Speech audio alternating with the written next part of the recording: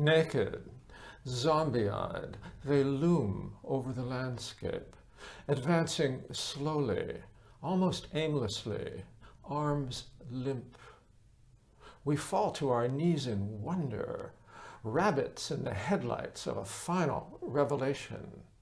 Their gaze excludes us.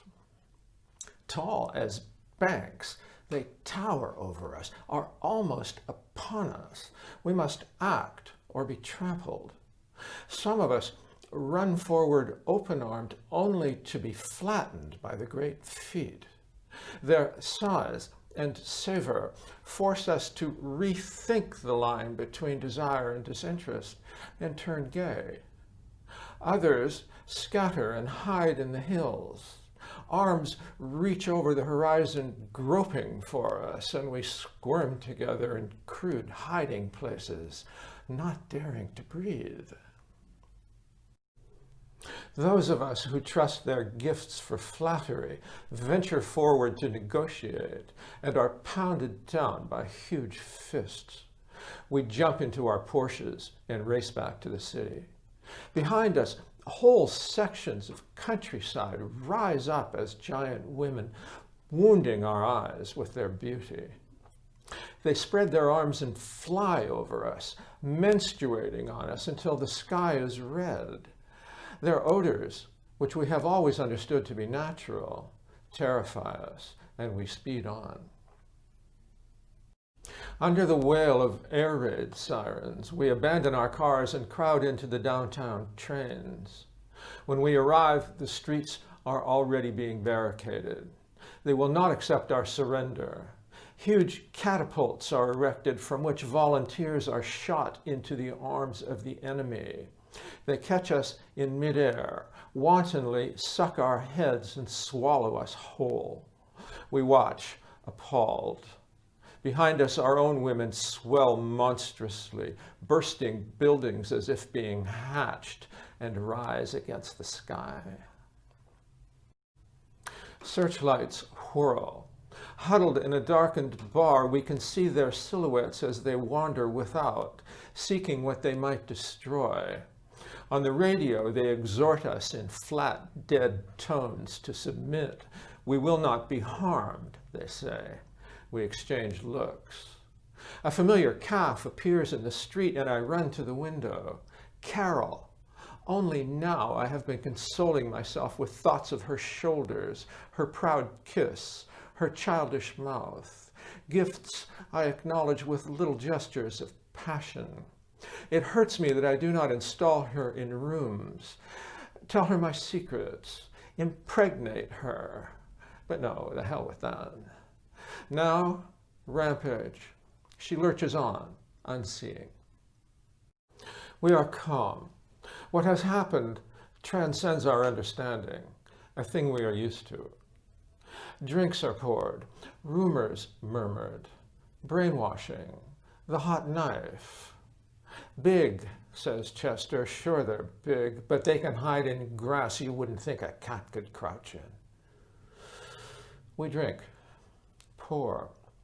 After a little silence, Fulton speaks up. What they need, he says, glaring around defiantly, is a good fuck. Of course he is drunk. We stretch our jaws, study our drinks, glance up at one another. Soon, the mission is organized, and we are stealing through the streets with each a bottle of Chivas in his shirt. It is less dangerous among the ruins of the core than in the flatter precincts at the edge. We move along rail tracks, ducking when a giant profile slows past. A flare bursts into agonizing seconds of broad day, and we flatten ourselves to the ground. Not until we reach the suburbs can we be sure we have penetrated their lines. Patrols pass. We take cover in gardens, garages. We have regrouped and are squatting for a drink when suddenly we sight it. The camp. One by one we rise to our feet while hilly farmland emerges as a vast terrain of sleeping giantesses. The horizon alters as one of them stirs. We scurry across the road when our awe subsides and prowl in among them. They lie in loose array. Many snore heavily. We freeze when one of them moans and threatens to roll over on us.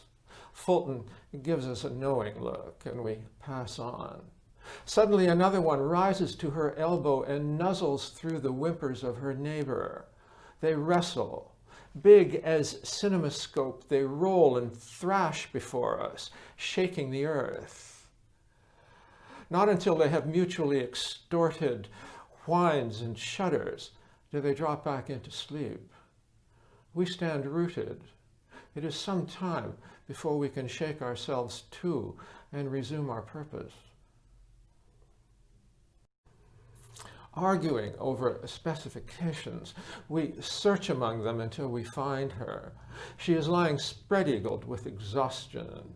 We leap into the air with glee and tiptoe around her, appraising as we go, until we stand midway between the sweeping forelands of her feet.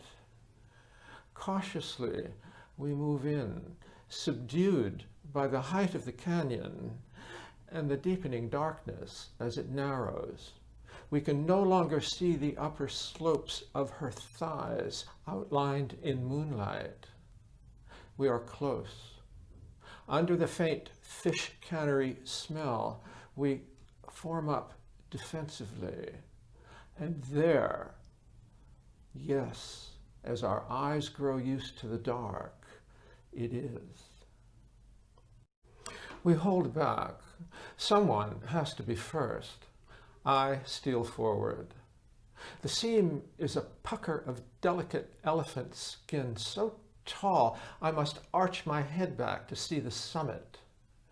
I pat it with both hands, gentle it, put my ear to it for oracular rumbles.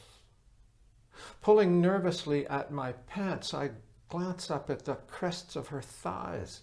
If they close, I am done for. Holding it, as it were, by the lapels, I engage. It is a potential cavity. I press my cheek to it and give it my best stuff. Pry at it with my tongue. Surrender to its warmth. The fear seizes me that, tickled, she might bring her finger into play and pop me into the pit. I hover, do I not, before the primal abyss and might easily slip in and be swallowed. The moment passes. I'm going good now. From high over the mound comes a dreamy sigh. Pride engorges me.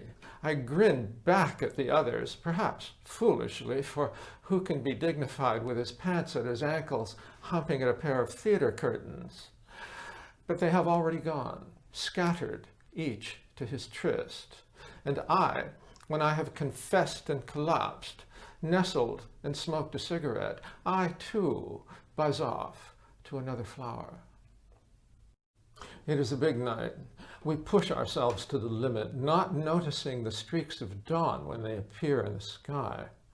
In sudden military unison, they sit up and smash at us as at ants at a picnic.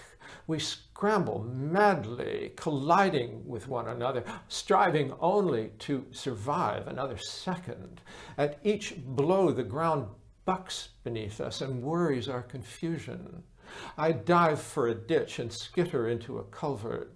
Fingertips block the ends. It is unearthed, lifted, shaken, bent in two, in four, thrown down. I lurk, peek out, run like hell. Oh, how I run. An acre of shadow around me. She crash lands almost on top of me and seizes me in her hand. I want you, she breathes. Wanda, she twists my testicles. I am strapped to a chair, Wanda pacing before me. Her legs are so-so, and I have never found it necessary to look at her during conversation. Normally, I pluck a hair from my chest and examine it. Even now, my attention drifts. Around me, debriefings, lectures on hand-to-hand combat, greased vibrators. A squadron in training chants, kill, kill, kill. I am slapped awake. Electrodes are taped to shaved patches on my head and thoughts implanted. Doctrines of sameness as dreary as all the wisdom of the East. How long it goes on, I can't say. I am tired, tired. Suddenly I am on my feet, straining at the straps. I've tried, I scream. I've done my best. I just don't have a position. I slump to the ground, still bound by the wrists.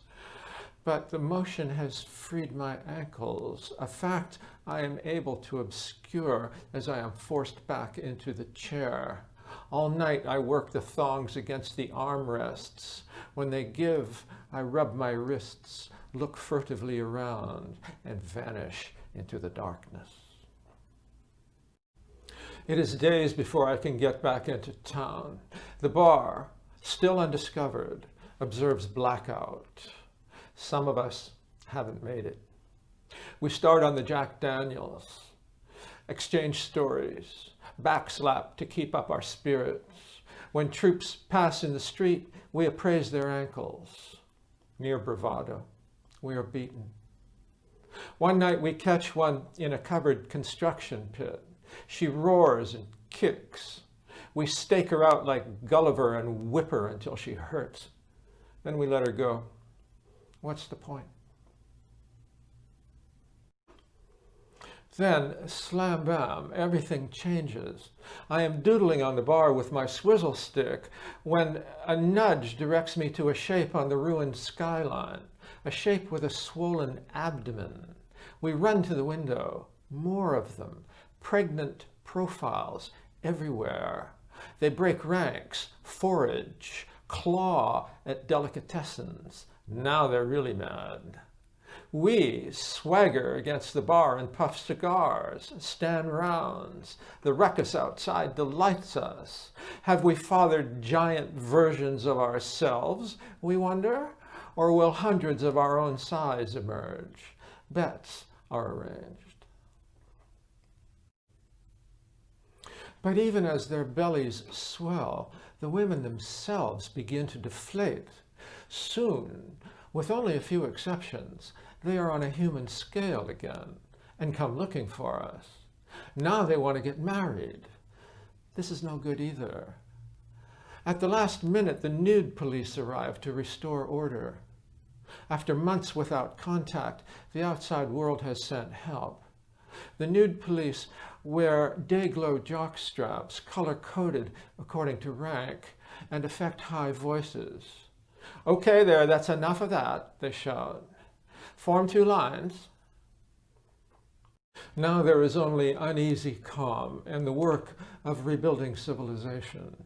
When we invite the women to dinner, they discuss the merits of their fathers as opposed to their husbands' surnames. We are silent.